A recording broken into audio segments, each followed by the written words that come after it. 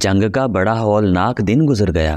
رومیوں کو اپنے اس عزم میں بہت بری طرح ناکامی ہوئی کہ آج کے دن جنگ کا فیصلہ کر دیں گے۔ ان کی نفری تو بہت زیادہ تھی، لیکن اس روز ان کی جو نفری ماری گئی تھی، اس سے ان کا یہ فخر ٹوٹ گیا تھا کہ وہ مسلمانوں کو ہمیشہ کے لیے کچل ڈالیں گے۔ مسلمانوں نے جس طرح اپنے سالاروں سے آزاد ہو کر ان پر حلے بولے تھے، اس سے وہ محتاط ہو گئے تھے۔ رومیوں کے لشکر میں سب سے زیادہ جو مارے گئے یا شدید زخمی ہوئے، وہ عیسائی اور آرمینی اور دوسرے قبائل کے آدمی تھے جو رومیوں کے اتحادی بن کر آئے تھے۔ رومی سالار اعلیٰ مہان نے انہی کو آگے کر دیا اور بار بار انہی سے حملہ کروا رہا تھا۔ ان لوگوں کا جذبہ اپنی اتنی زیادہ لاشیں اور زخمی دیکھ کر مجروح ہو گیا تھا۔ اس روز ایک اور واقعہ ہو گیا۔ خالد رضی اللہ عنہ پریشانی کے عالم میں کچھ ڈھونڈتے پھر رہے تھے۔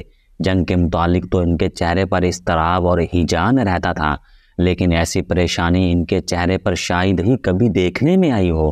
ان سے پریشانی کا باعث پوچھا گیا۔ میری ٹوپی، خالد رضی اللہ عنہ نے کہا۔ سرخ ٹوپی میری کہیں گر پڑی ہے۔ تلاش بسیار کے بعد ان کی سرخ ٹوپی مل گئی۔ مورخ لکھتے ہیں کہ خالد رضی اللہ عنہ کے چہرے پر رونق اور ہونٹوں پر تبسم آ گیا۔ ابن ولید، کسی سالار نے پوچھا، کیا تجھے ان کا غم نہیں جو ہم سے ہمیشہ کے لیے جدا ہو گئے ہیں؟ تو ایک ٹوپی کے لیے اتنا پریشان ہو گیا تھا؟ اس ٹوپی کی قدر و قیمت صرف میں جانتا ہوں۔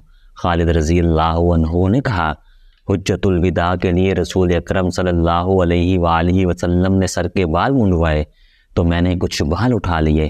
رسول اللہ صلی اللہ علیہ وآلہ وسلم نے پوچھا کہ ان بالوں کو کیا کرو گے؟ میں نے کہا کہ اپنے پاس رکھوں گا۔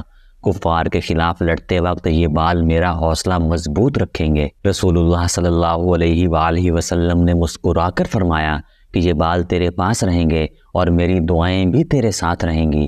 اللہ تجھے ہر میدان میں فتح عطا کرے گا۔ میں نے یہ بال اپنی اس ٹوپی میں سی لیے تھے۔ میں اس ٹوپی سے جدا نہیں ہو سکتا۔ اس کی برکت سے میری طاقت اور ہمت قائم ہے۔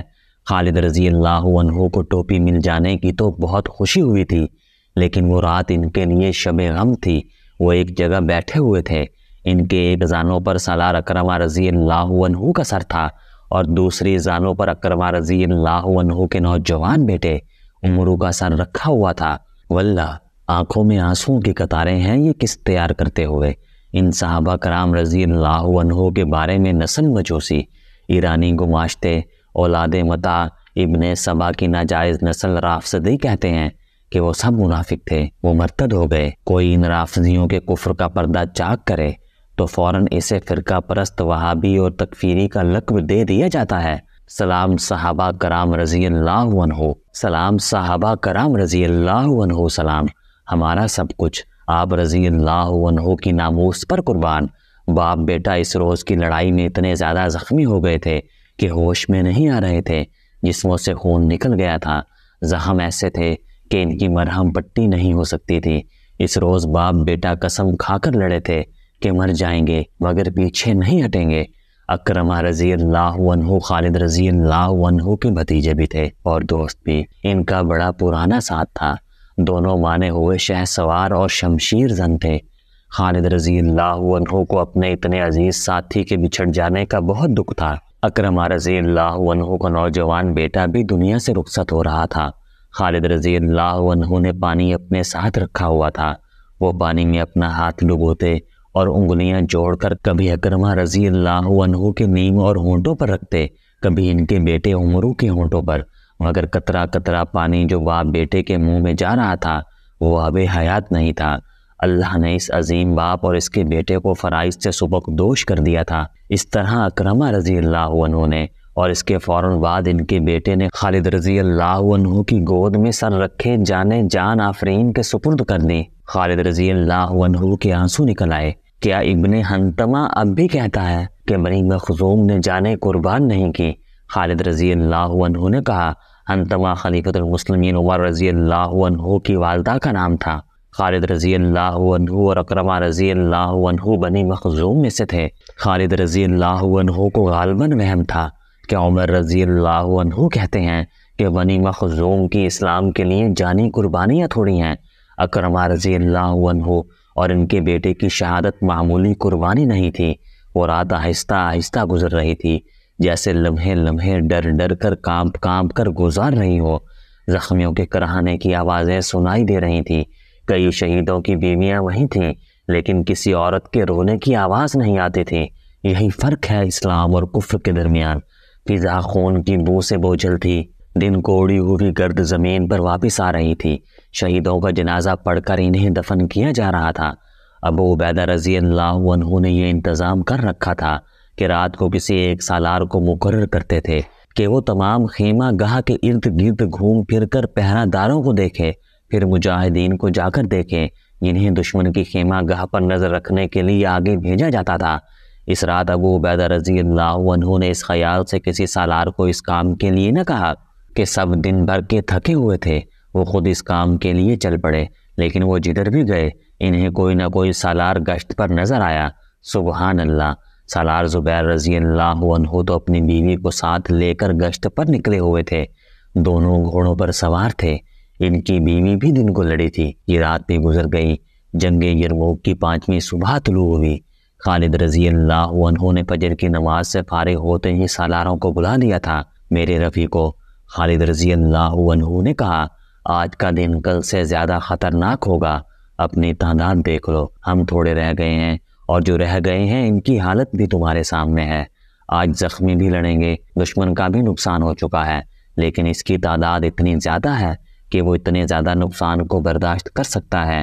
تم نے دشمن کے لڑنے کا انداز دیکھ لیا ہے، صرف یہ خیال رکھو کہ مرکزیت قائم رہے۔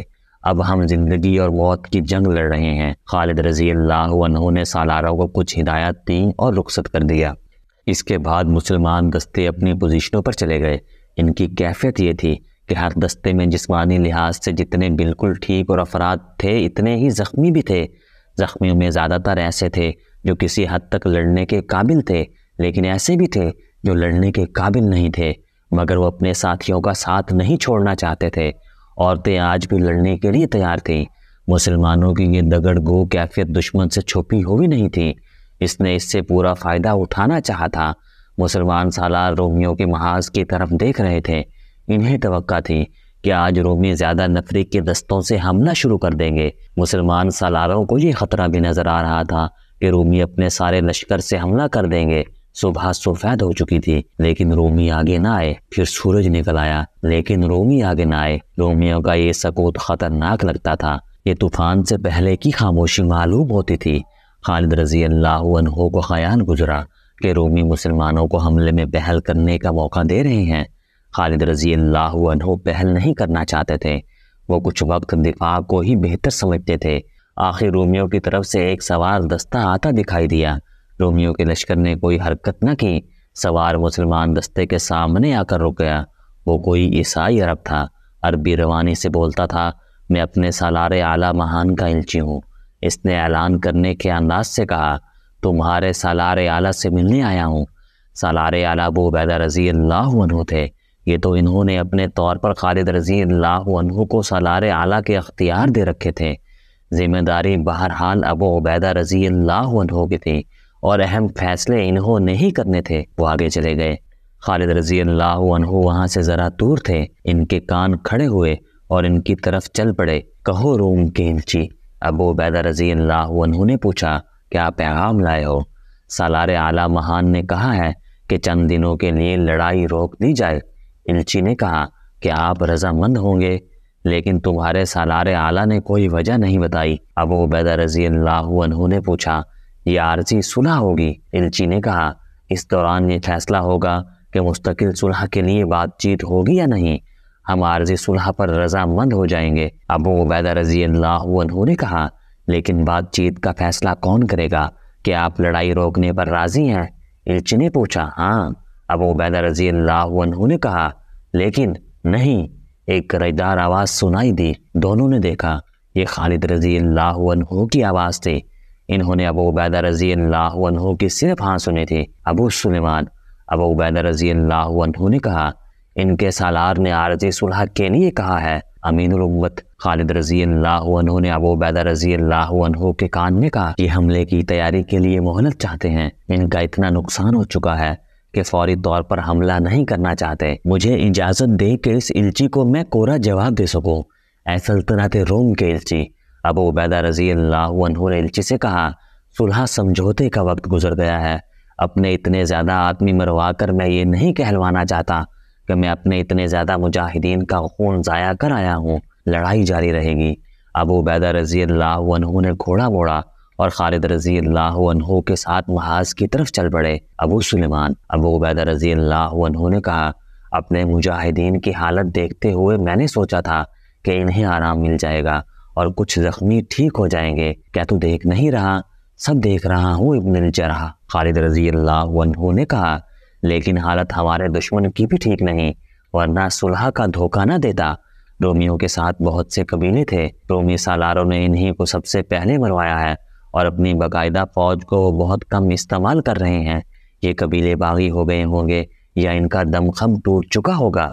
ہم انہیں سنبھلنے کی مہلت نہیں دیں گے۔ کیا تو ان پر حملے کی سوچ رہا ہے؟ ابو عبیدہ نے پوچھا۔ کیا تو سوچنے کے قابل نہیں رہا امین الامت؟ خالد رضی اللہ عنہ نے کہا، آ مل کر سوچیں۔